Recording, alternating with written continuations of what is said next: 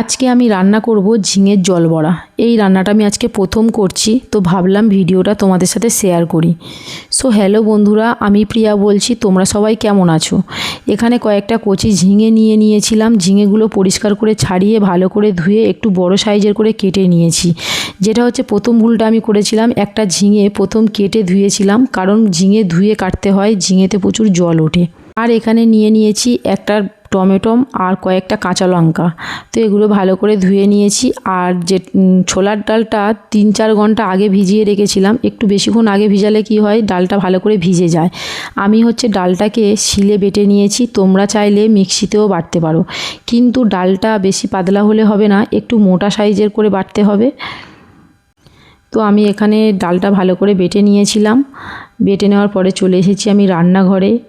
তো এখন রান্নাঘরে চলে এসেছি। রান্নাঘরে কড়া গরম হয়ে গেলে তারপর দিয়ে দেবো একটু পরিমাণ মতো তেল আর সাদা জিরে। তারপর দিয়ে দেবো ঝিঙেগুলোকে একটু দিয়ে একটু ভাজা ভাজা করে নেব, নাড়াচাড়া করে। কাঁচা লঙ্কাটাও দিয়ে দেবো, টমেটোটাকেও দিয়ে দেবো।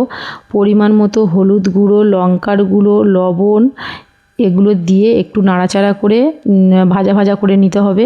নেওয়ার পর একটু জল দিয়ে দিলাম। জলটা একটু অল্প করে দিতে হবে, কারণ ঝিঙেতে প্রচুর জল ওঠে। তারপর ফুটে উঠলে তারপরে যে ফেটানো ডালটা, ওর মধ্যে একটু পরিমাণ মতো লবণ দিয়ে দিয়েছিলাম। তা এখন বড়ি বড়ি করে ওই তরকারির মধ্যে, ফুটন্ত তরকারির মধ্যে ফেলে দিতে হবে, যেটা কাঁচা বড়ি, কাঁচা ডালটা। তো দিয়ে ঢাকা দেওয়ার কিছুক্ষণ পর খুললেই দেখা যাবে যে ঝিঙের জল বড়া তো তৈরি হয়ে গেছে।